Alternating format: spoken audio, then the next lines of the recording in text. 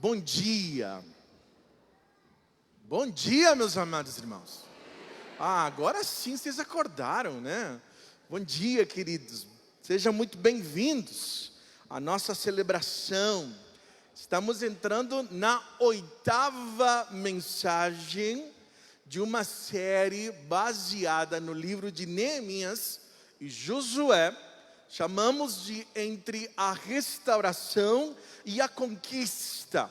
Nós estamos aprendendo princípios bíblicos para lidar com as dificuldades da vida, com o nosso dia a dia. Nós temos caminhado por estes livros. Hoje ainda nós vamos continuar no capítulo 1 e 2 do livro de Neemias. E eu quero partilhar hoje o tema esperança e restauração para novos começos. Esperanças e restauração para novos começos. Algumas pessoas, elas chegam para mim e elas dizem assim: pastor, o meu casamento precisa de uma restauração. A minha vida financeira precisa de uma restauração. Outras pessoas, elas partilham dizendo assim: eu preciso recomeçar. Eu tenho que recomeçar. Vamos zerar tudo e começar de novo. Eu vou recomeçar. Eu costumo dizer que às vezes Deus não quer que você recomece. Ele quer que você comece de novo. Qual é a diferença, pastor? É que quem recomeça tem que voltar tudo de novo. E algumas coisas Deus quer que você jogue fora mesmo, porque Ele quer te dar algo novo. Então não é recomeçar, é começar de novo. Quando eu trabalho às vezes em aconselhamento conjugal, eu digo muitas vezes: esse casamento não vai voltar. Aí o pessoal leva um susto. Que está dizendo, pastor, que eu tenho que me separar? Eu falo assim: não estou falando nada disso. Eu estou dizendo que esse que você tem na cabeça, idealizado, não vai acontecer mais. Porque Deus tem algo novo. Na nossa história de vida, Deus, por vezes, Ele nos convida não a recomeçar. Alguns momentos Deus vai levar você ao início e Ele deseja que você recomece. Mas há outros momentos em que Deus, Ele vai dizer para você: você vai começar de novo e não recomeçar. Porque é outra coisa que Ele tem para você. Então o que eu estou partilhando para você nesta manhã, ao falar estas palavras, todas elas estão intencionais. É a esperança e restauração para novos começos. Para coisas novas que o Senhor tem para a nossa vida. O texto bíblico, eu quero primeiramente fazer uma pergunta. Quando a sua esperança precisa ser restaurada? Você sabe disso? Quando você pode dizer que você precisa de uma restauração? Alguns princípios e alguns pontos, pode ter até mais, mas eu quero alguns sinais que você avalie sua conjugalidade. E você também pode avaliar também a sua igreja. Porque quando você olha para o texto de Neemias e você percebe a reconstrução de Jerusalém, os muros de Jerusalém, você também sabe que no Novo Testamento Jerusalém é um símbolo, um tipo, uma metáfora, uma ilustração daquilo que é a igreja do Senhor Jesus. Ela é chamada também da Nova Jerusalém, quando também nós estaremos com Cristo Jesus, da sua igreja. São princípios aplicáveis à restauração da minha vida. Começa com você primeiro, começa com você, e depois ele continua também com a obra de Deus. É interessante você ver Neemias, que quando ele começa falando sobre os seus erros, ele sempre começa com ele. É sempre assim. Na linguagem verbal, todas as vezes que você vai falar de pecados e de erros, comece você primeiro. Comece: eu e a casa do meu pai. Eu pequei, a casa do meu pai, temos pecado contra o Senhor. Quando você vai elogiar, aí você deixa você por último, você vai falar, né? Fulano, Beltrano e eu temos feito. Você vai ver que Neemias usa essa linguagem verbal, você vai pelo final. Porque isto comunica para nós as intenções de Deus. Eu quero que você leia Neemias capítulo 1, versículo 2 e 3. Você vai ver muitos dos sinais que apontam para uma necessidade de restauração. A nossa esperança ser restaurada. Diz assim, o versículo 2 começa assim: Anani, um dos meus irmãos, veio de Judá com alguns outros homens, e eu lhes perguntei acerca dos judeus que restaram, os sobreviventes do cativeiro, e também sobre Jerusalém. E eles me responderam: aqueles que sobreviveram ao cativeiro, era um grupo de pessoas que tinha ficado lá, né? E outro grupo voltou, e estão lá na província, passam por grande sofrimento e humilhação. O muro de Jerusalém foi derrubado, e as suas portas foram destruídas pelo fogo. Neemias, ele está fazendo perguntas. Você aprendeu a semana passada, aliás, há 2 semanas atrás, que é muito importante você fazer perguntas sábias, inteligentes, cheias de tatos e de compreensão. Mas também há um tipo de pergunta que você vai ter cuidado de fazer. São as famosas perguntas corajosas. Porque quando você fizer pergunta, você vai receber uma informação. E você não vai ser o mesmo depois dessa informação. Eu digo para vocês que estão aqui ouvindo a palavra de Deus, isso vai ser uma bênção para a sua vida. Mas também vai ser um peso. Porque agora você vai saber. E agora você não vai ser mais inocente, nem ingênuo. Porque você vai entender o plano de Deus. E isso exige de nós uma resposta. Por isso que Neemias, ele foi ousado a fazer uma pergunta. Cuidado com o tipo de pergunta que você quer, porque talvez você não faça, aliás, porque você talvez não queira a resposta. E ali você vê esta pergunta que Neemias fez a Anani, seu irmão. Agora, quando eu preciso de restauração da minha esperança?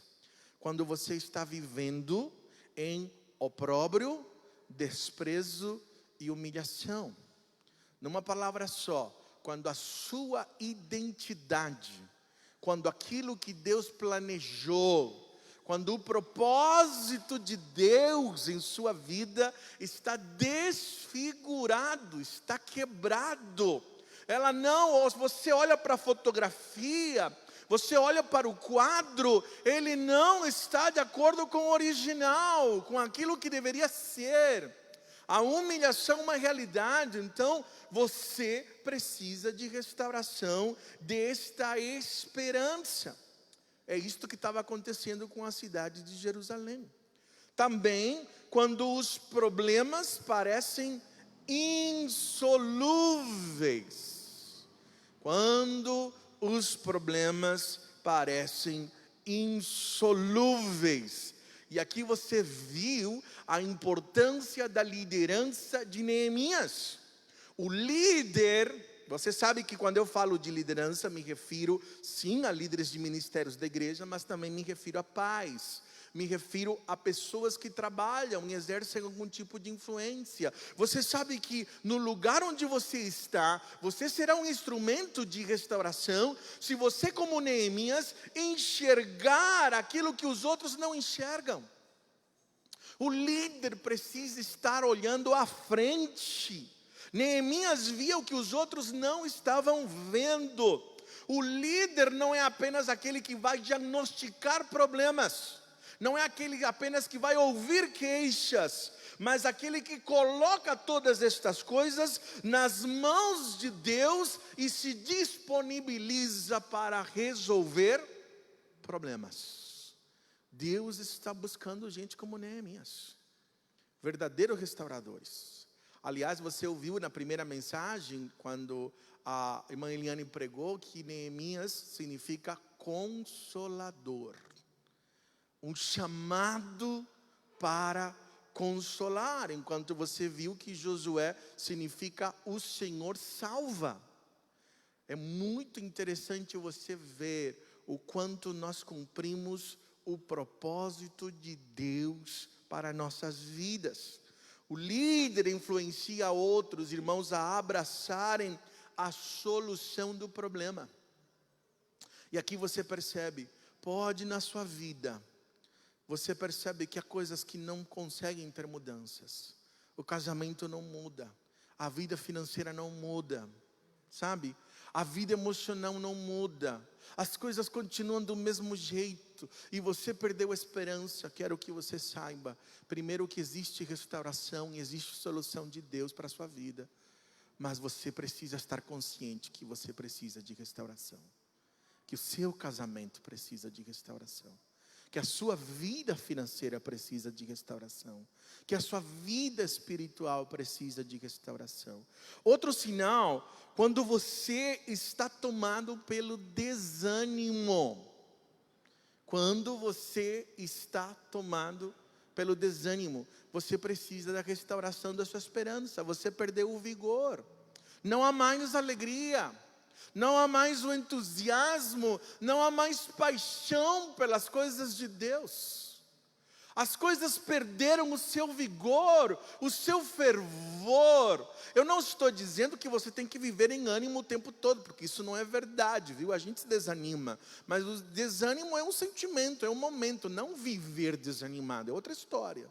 Desânimo faz parte, viu? Talvez você veio no culto desanimado pra caramba, acontece, natural. Você, que bom que você veio.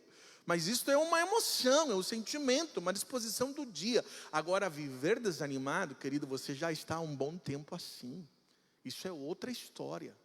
Você precisa de restauração.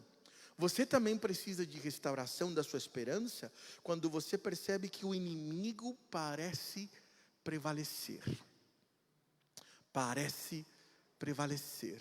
Você viu em Esdras capítulo 4, versículos 6 e 7, que Jerusalém tentou ser reconstruída, mas houveram falsas acusações. Os inimigos que apareceram, Sambalate, Tobias, e muitos outros, eles se organizaram, acusaram falsamente, escreveram cartas contra o rei, dizendo que o povo era rebelde, e eles prevaleceram.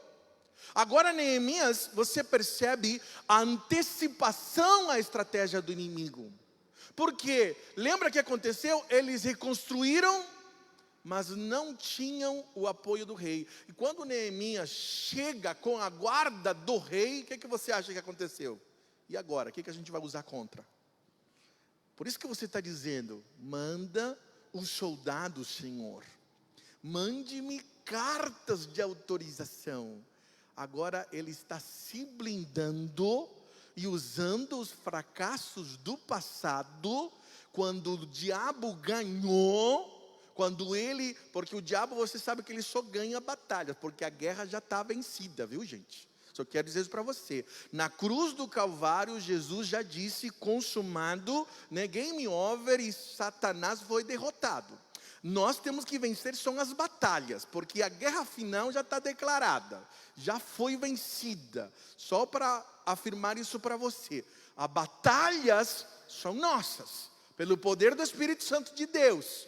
E na restauração, quando você percebe que Satanás, os inimigos estão vencendo, então você precisa de restauração. Você precisa de restauração. Quando você não está comprometido com a obra de Deus, porque Deus precisava de um líder comprometido, e Neemias precisava de pessoas comprometidas, de gente primeiramente, que colocasse seus corações diante de Deus, para depois colocar as suas mãos. Lembra-se que Neemias fez isso? Primeiro Neemias colocou o coração diante de Deus, e depois ele colocou as mãos. Essa é a ordem, viu, gente? Se você colocar as mãos primeiro, depois o teu coração, ai, vai dar problema. Então primeiro Neemias colocou o seu coração diante de Deus. Mas o que resulta de um coração rendido são as mãos também rendidas. E se você percebe que a sua vida não está comprometida, e aí eu quero falar que isto não se refere só a um ministério oficial da igreja. Porque existem ministérios que são oficiais, mas há ministérios que não são. Eu estar no meu trabalho, eu posso estar comprometido com a obra de Deus lá, porque eu estou vivendo o que Deus quer ali. Estar comprometido na obra de Deus não é você trabalhar dentro da igreja, não é isto. Às vezes nós achamos que uma coisa é só restrito, não. Uma professora pode estar comprometida com Deus, porque a visão dela sobre os seus alunos não é apenas essa.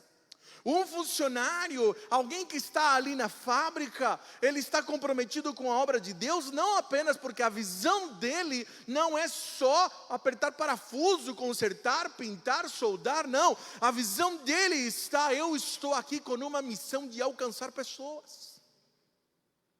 Isso me lembra de um de um oficial da Marinha no Rio de Janeiro, que ele estava em crise porque ele chegou para seu pastor e disse: Deus está me chamando para fazer uma obra. E eu vou deixar a minha profissão para viver para o ministério. E o pastor diz assim: por que você chegou a essa conclusão? Porque Deus está me chamando e eu quero fazer isso.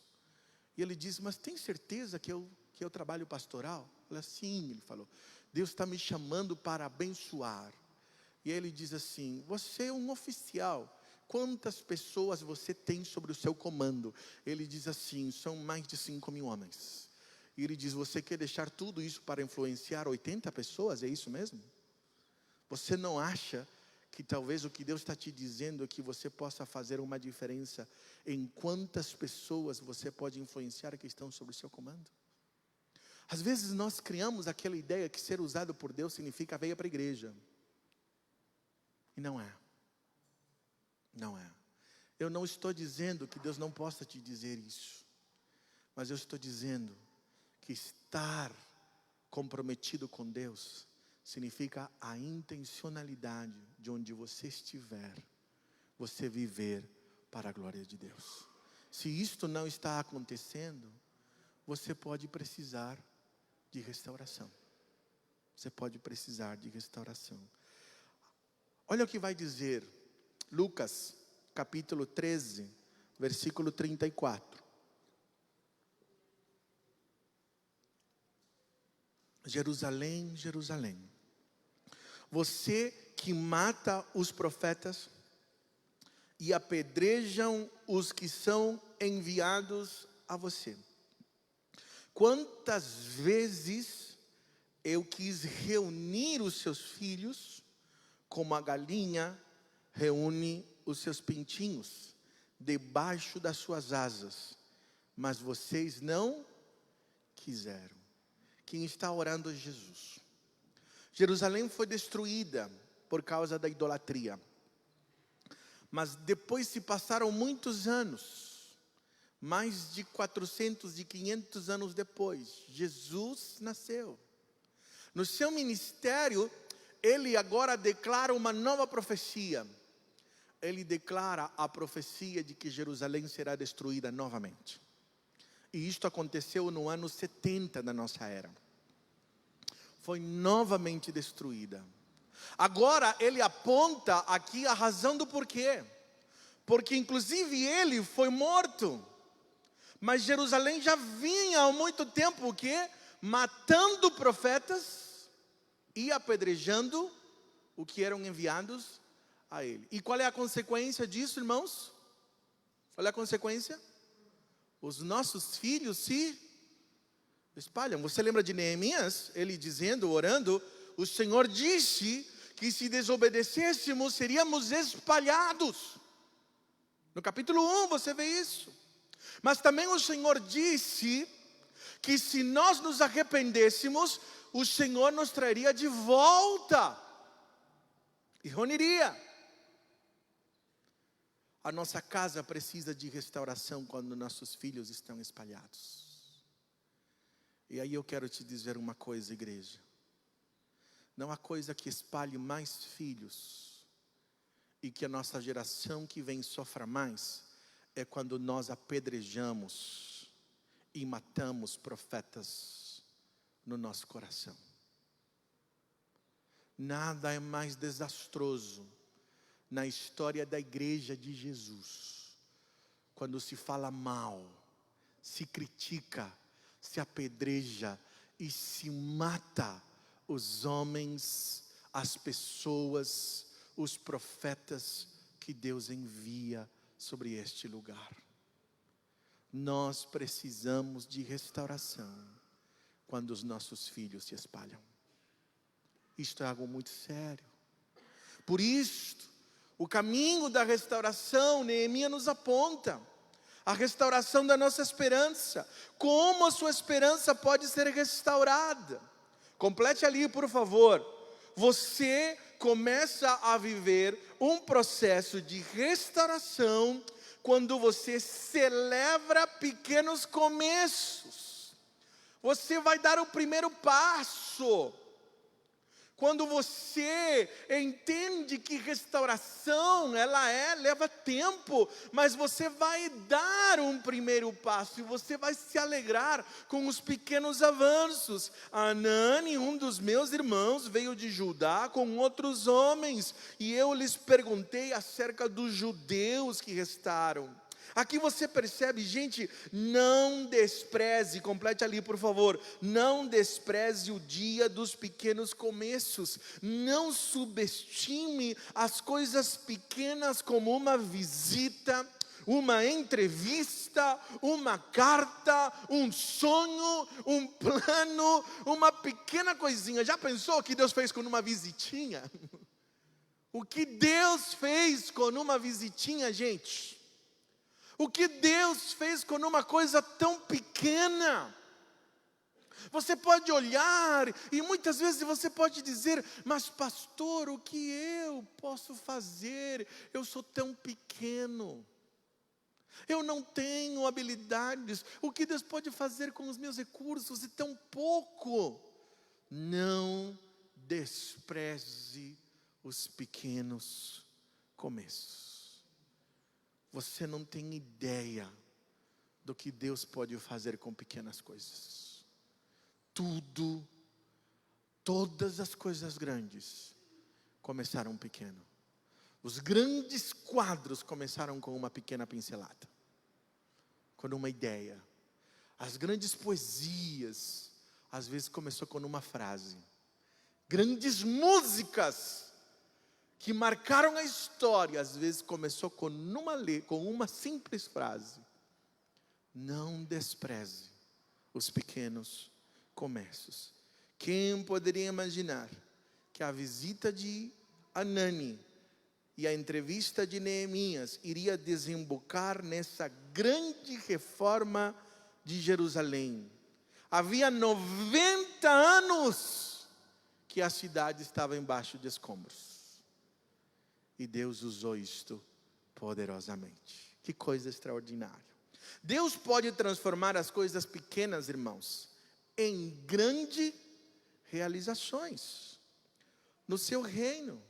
Deus pode transformar as coisas pequenas em grandes realizações.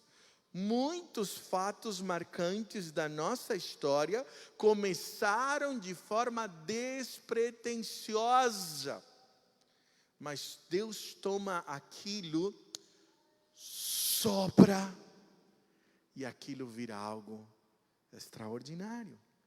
Não deixe de lado, irmãos, a insatisfação santa que o Senhor colocou no seu coração, pois toda restauração começa com uma pessoa cheia de paixão. E a palavra paixão eu uso no contexto daquele fervor que arde no nosso coração.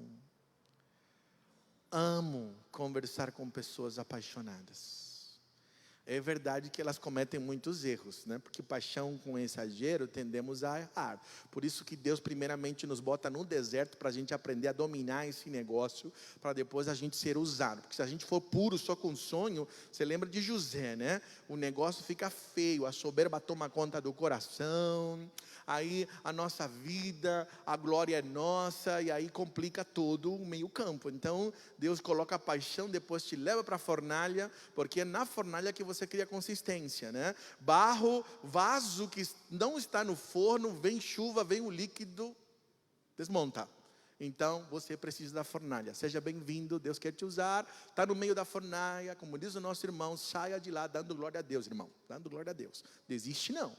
Senhor, que os teus ouvidos estejam atentos à oração deste teu servo e a oração dos teus servos que têm prazer em temer o teu nome. Faze com que hoje este teu servo seja bem sucedido, concedendo-lhe a benevolência deste homem. Nessa época eu era o copeiro do rei. Neemias era inspirado, irmãos, por um intenso entusiasmo. Sem paixão ninguém faz nada significativo. Sem paixão ninguém faz nada significativo. Nada. Nem no reino, nem no trabalho, nem na vida. Muitas pessoas viram a humilhação de Jerusalém, o opróbrio, a escassez, a miséria, a injustiça, mas eram conformadas na situação. Mas aí Deus levanta um homem. Neemias lamentou, chorou, orou, jejuou, planejou, se dispôs, porque nele tinha uma insatisfação santa. Insatisfação santa é aquilo que Deus derrama no nosso coração. No nosso coração. É isso que Deus faz. Insatisfação santa, só assim você entende. Dê uma olhadinha aqui no ministério de surdo. Você está vendo? Você está vendo um surdo aí?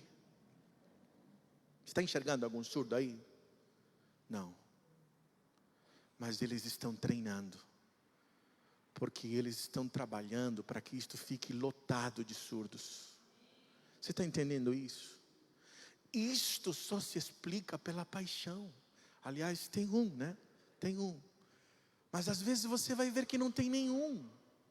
E eles estão do mesmo jeito, e não pode parar. E isto é paixão que Deus coloca no coração da gente. Nada acontece se não tiver a paixão. Deus usa aquilo que Deus colocou no teu coração. Deus restaura pessoas. A restauração da esperança é um processo, complete ali, lento. É um processo lento, mas de profundo impacto para toda a sua vida. É um processo lento, mas de profundo impacto para toda a sua vida. Versículo 11 e 12 diz: cheguei a Jerusalém, e depois de 3 dias de permanência ali, saí de noite com alguns dos meus amigos. Eu não havia contado a ninguém o que o meu Deus havia posto em meu coração, que eu fizesse por Jerusalém. Não levava nenhum outro animal, além daquele em que eu estava montado. Ali você vai perceber, gente, quando você pensa na restauração, é igual paleontólogo.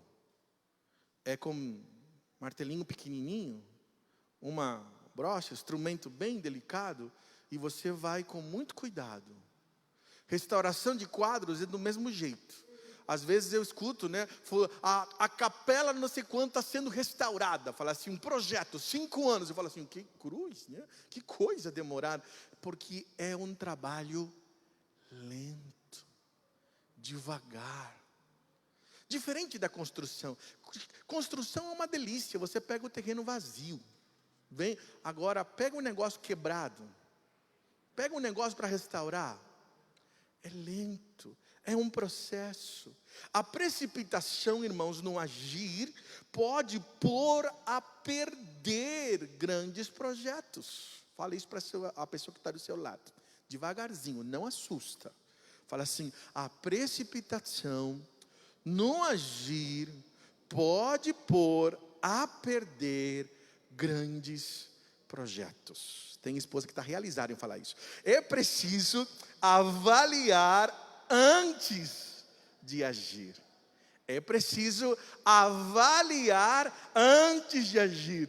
Você precisa olhar ao redor, à frente, para dentro de você, dentro das questões, para cima, olhar para cima, para dentro, para ao redor, embaixo, e só ali você vai ter que agir.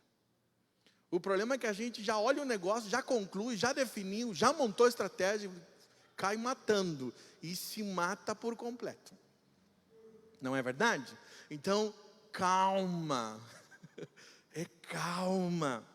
É preciso investigar antes de motivar.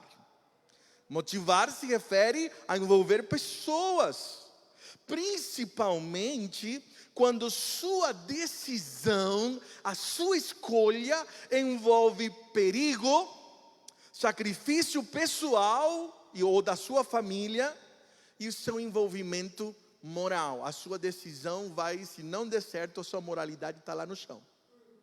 Então isso exige de você investigação. Investigação é prestar atenção nos detalhes. Motivar é uma coisa maravilhosa. Eu já confessei para vocês que eu sempre motivei muita gente. Eu não tinha investigado nada, motivei. Depois, não foi, né? Fracasso total. Então, antes de você motivar, você investiga. Não tenha pressa. De novo, gente. Eu estou falando isso todo domingo para você não esquecer. Não tenha pressa para quê? Para falar. Até o tolo, quando se cala, passa por sábio. É nas muitas palavras que acontecem os grandes erros, né? No processo de restauração, a disciplina do silêncio é fundamental para você ser bem sucedido. A disciplina do silêncio. Estão comigo? Vamos lá, continuamos então.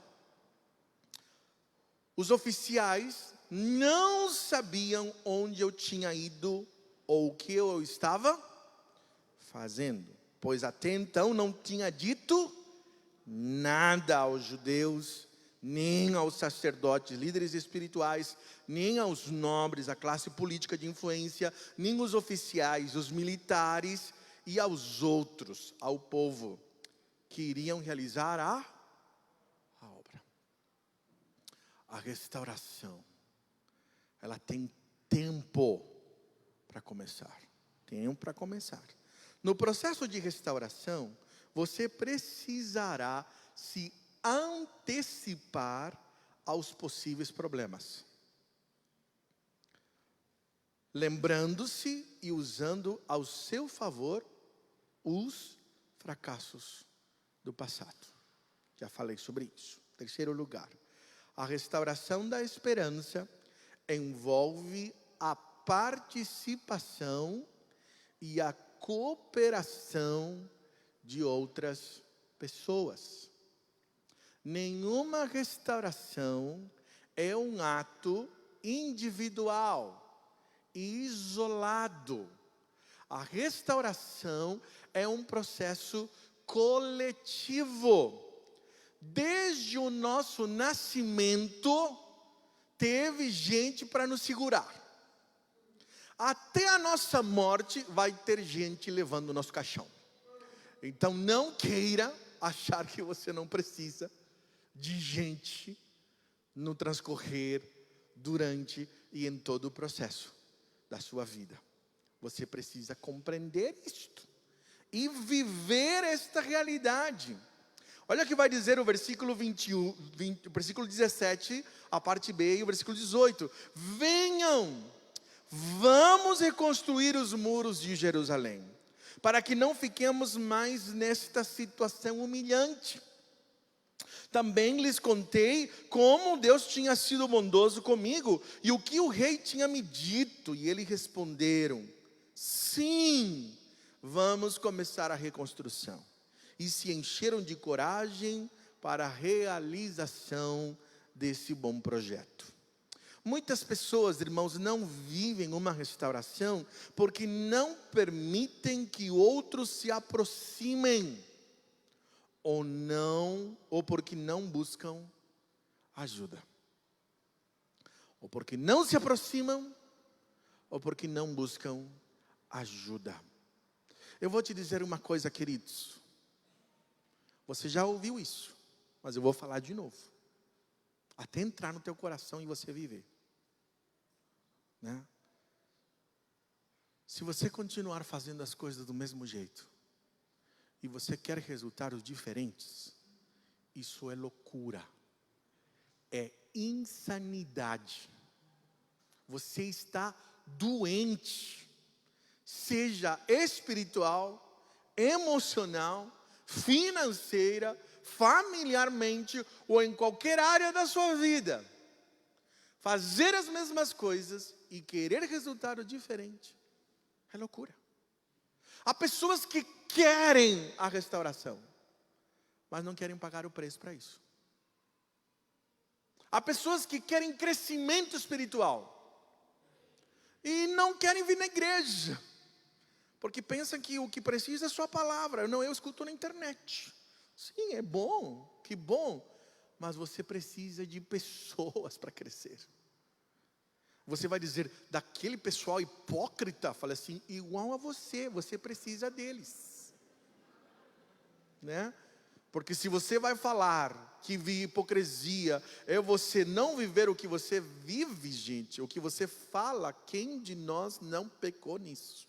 Que atire a primeira pedra. Agora, quando nós falamos aqui, é um processo de restauração coletivo. Todos nós estamos num processo de restauração, irmãos. Todos nós. Você precisa de gente.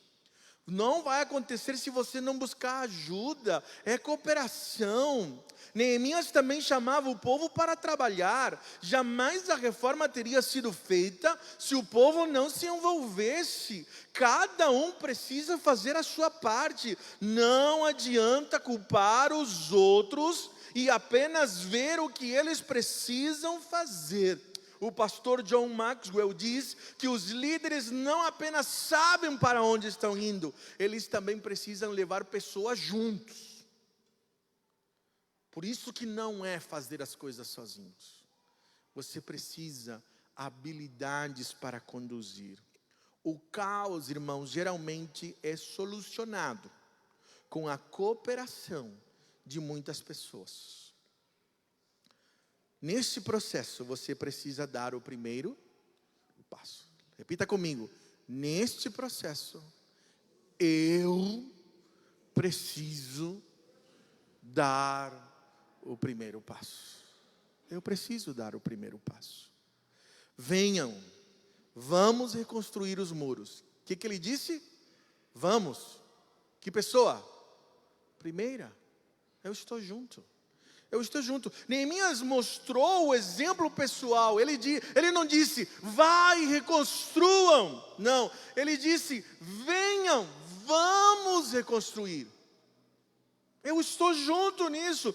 O líder precisa sempre estar à frente. Nunca mais de 2 passos, que senão ele morre.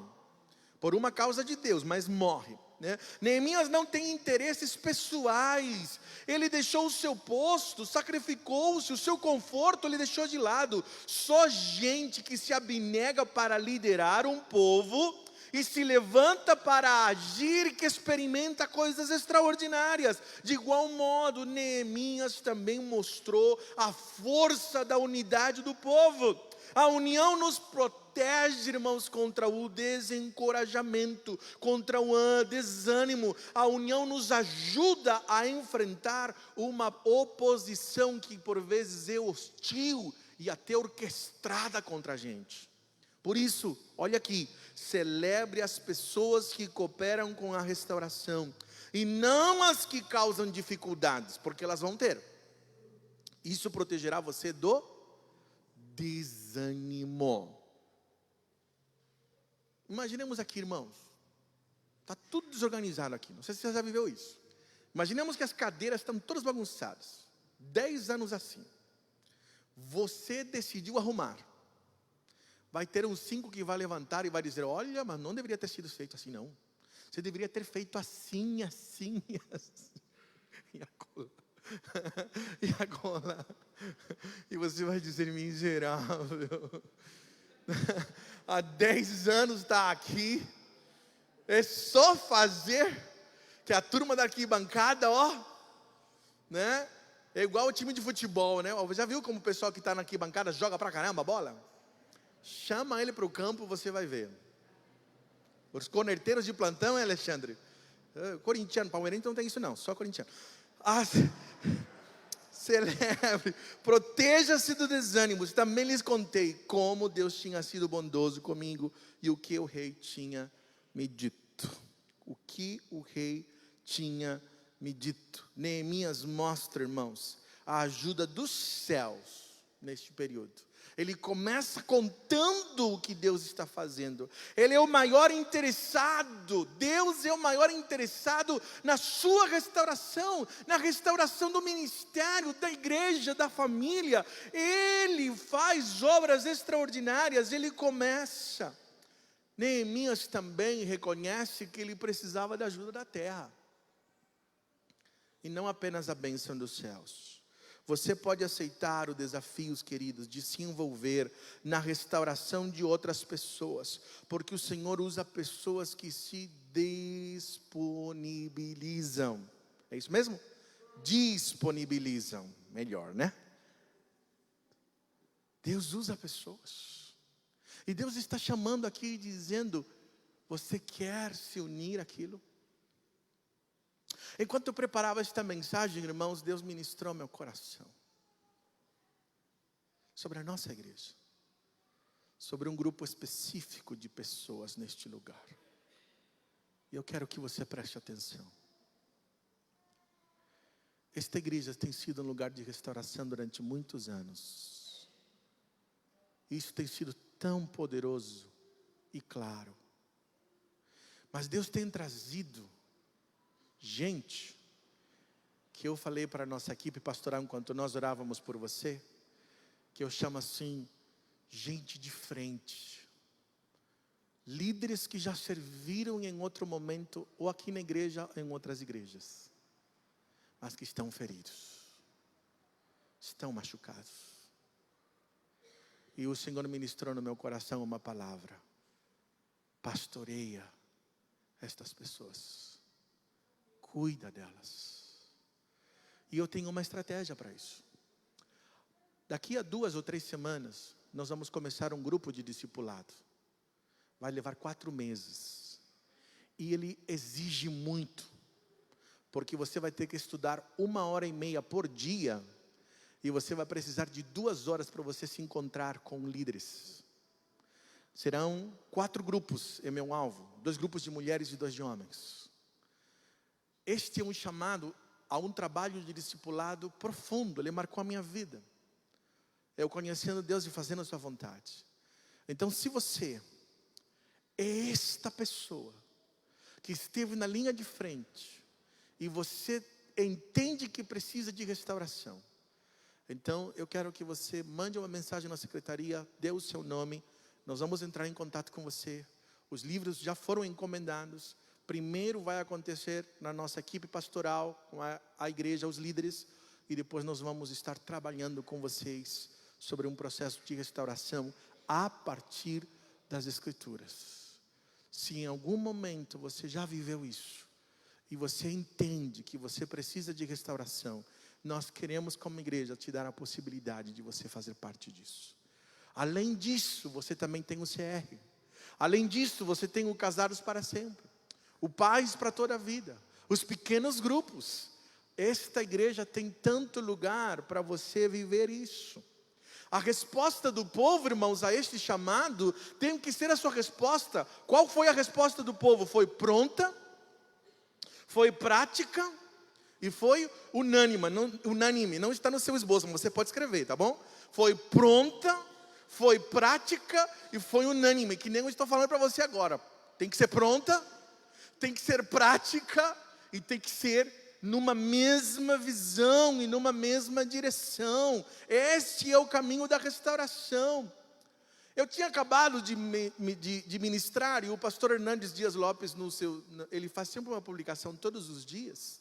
Eu li a publicação daquele dia que eu terminei de preparar, e eu gostei tanto que eu trouxe toda ela para vocês hoje.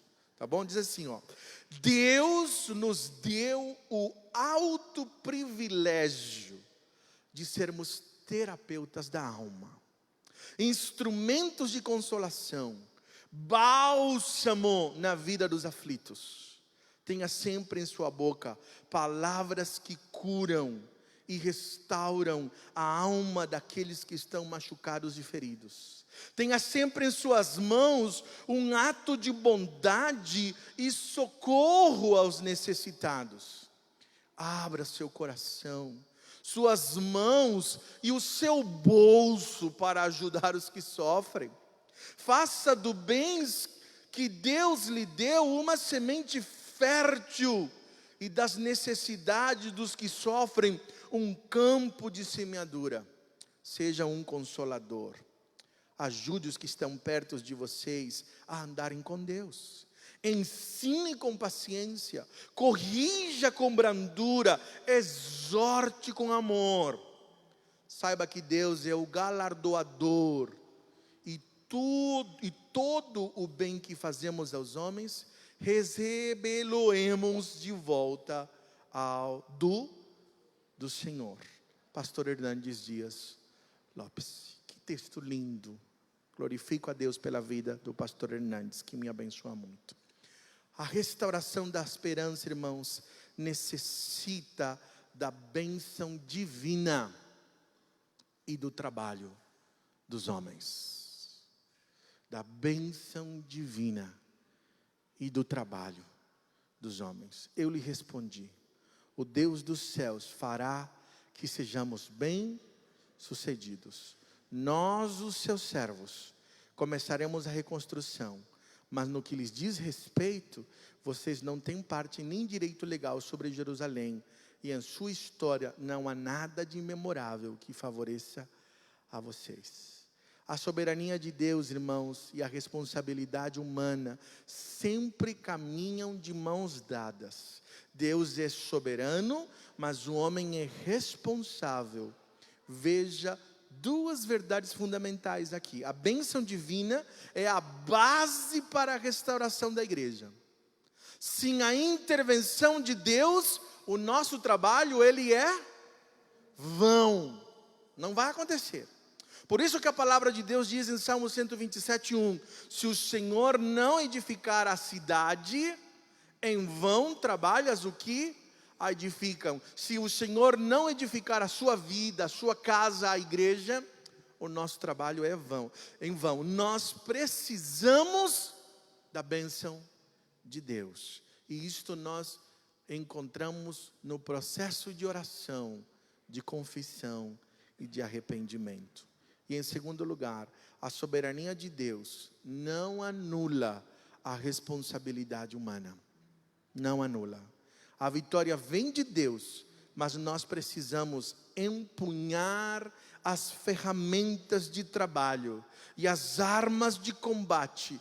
E em toda restauração há muito trabalho. Fale isso para a pessoa do seu lado. Em toda restauração há muito trabalho. Agora você vai perguntar: você está pronto?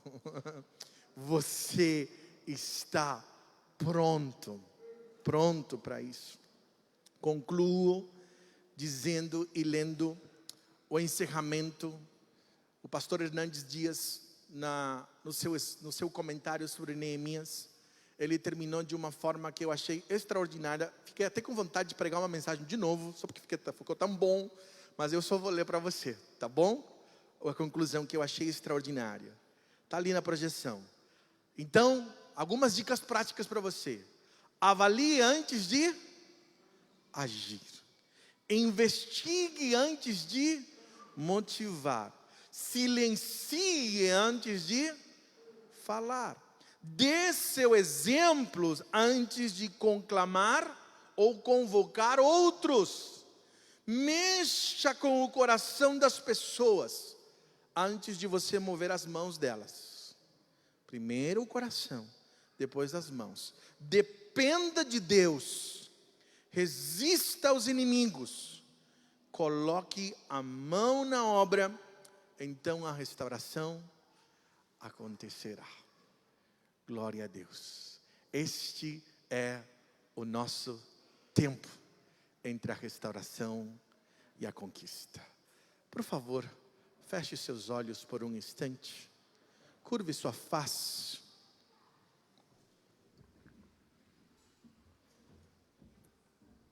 A minha oração. Hoje você começou um olhar, primeiro para o que a Bíblia diz, mas também um convite para você se examinar. O chamado de Deus sempre começa: examine as Escrituras e depois examine a sua vida a partir dela. Você tem precisado da restauração da sua esperança? Há desânimo, há humilhação, há coisas impossíveis, há vergonha, há culpa. Você percebe o inimigo vencendo? Você não está comprometido com a obra de Deus? Os filhos estão espalhados, os sonhos estão espalhados, as bênçãos estão escorregando pelos dedos das suas mãos. Se você precisa de restauração, comece como Neemias. Vá para o seu quarto de oração. Vá para o jejum. Vá para a confissão dos seus pecados. Oh Senhor,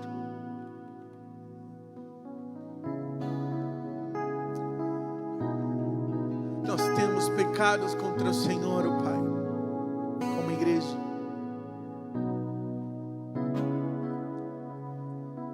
Pastores foram apedrejados neste lugar, Senhor, com palavras, com críticas, com julgamentos. Profetas foram mortos no seu coração, Senhor. O coração de muitos às vezes alojou e eliminou, Senhor, homens e mulheres que foram chamados. E a nossa Jerusalém, Senhor, tem sofrido, Pai. Mas hoje nós nos arrependemos disso, Senhor. Nós pedimos perdão, Senhor, quando nós, por conta, Senhor, do nosso olhar, da nossa humanidade, da nossa carne, nos levantamos, Senhor.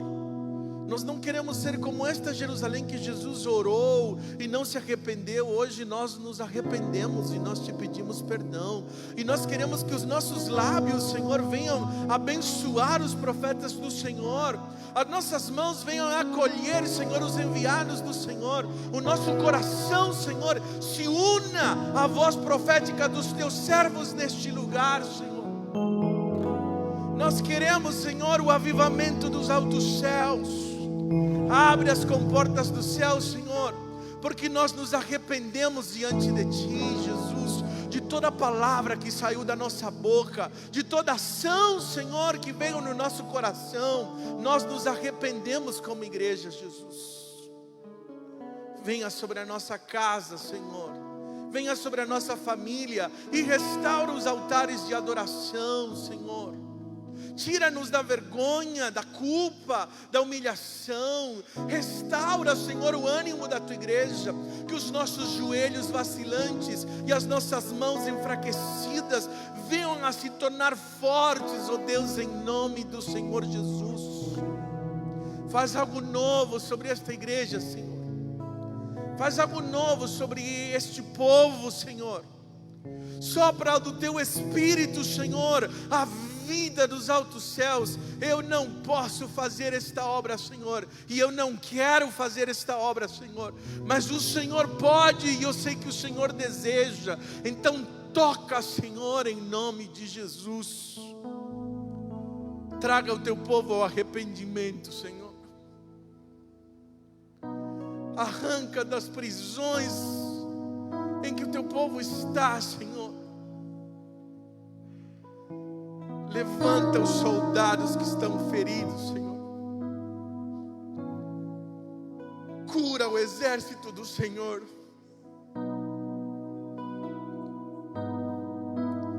Sopra os dons novos sobre este lugar. Aviva a tua igreja, Senhor. Levanta líderes, ó Pai.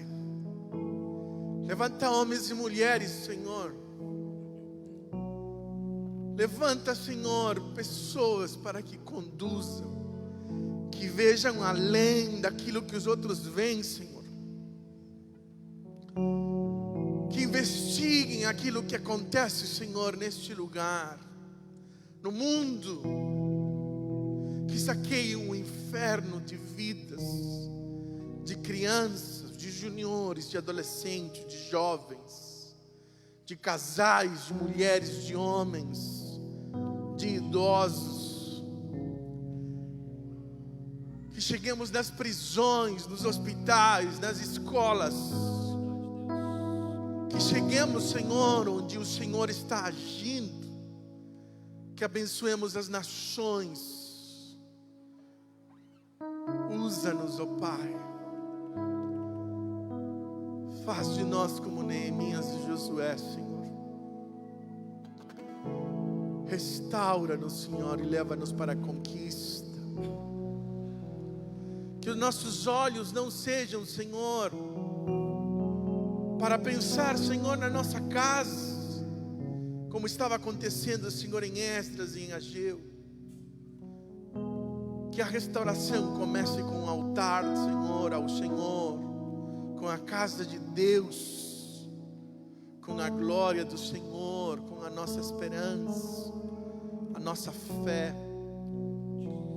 Perdoa-nos, ó Senhor, quando nós temos nos voltado para as nossas coisas e nós perdemos a visão do teu chamado, Senhor. Nós queremos responder, Senhor. Limpa-nos, ó Pai. Santifica-nos, ó Pai. Nós nos entregamos a Ti. Reafirmamos o nosso compromisso e a nossa aliança de que nós somos do Senhor, que os nossos filhos são Teus, que os nossos bens são Teus, que a igreja é do Senhor, que os ministérios são do Senhor.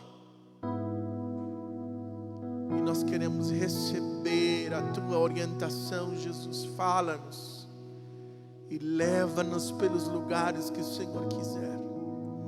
Abrimos o nosso coração, Senhor, para receber do alto céu que o Senhor tem para nós. No nome de Jesus que nós oramos. Amém e amém. Você pode dar uma salva de palmas a nosso Deus. Aleluias. Aleluias. Glória a Deus. Deus está fazendo algo extraordinário e nos convidando para nos unirmos. Eu desejo ver mais gente participando dos cultos de oração. A nossa igreja, você pode orar em casa, você deve orar em casa. Mas quando a igreja de Jesus se une para orar, irmão, o movimento é outro. É outra coisa. Eu sei que para muitos de vocês é um sacrifício acordar mais cedo, em pleno domingo, e vir às 9 horas da manhã para orar no nosso jardim de oração. Para você deixar algum tempo durante a semana e vir no jardim de oração. Eu preciso que você me ajude a orar. Eu gostaria que você levantasse as minhas mãos. Como, eu sempre lembro o nome desses dois sujeitos. Arão e Ur. Né? Arão e Ur. Levantaram as mãos de Moisés. Para que a batalha seja ganha. E eu preciso que você interceda. Mas não apenas por mim ou pela igreja, mas comigo e com a igreja. E isto acontece todos os domingos às 9 horas da manhã. Você pode se juntar a nós neste processo de intercessão. Nós começamos desde abril e nós queremos que toda a nossa igreja se junte à oração. Porque quando nós oramos, nós ficamos sensíveis ao que Deus está fazendo. Então é um chamado para você. É uma exortação também. É uma convocação também. Porque o chamado de Deus tem que ser pronto, prático e unânime. Aí Deus age. Então eu quero ver você às 9 horas da manhã, todo domingo, em intercessão. Não deixe a preguiça te vencer.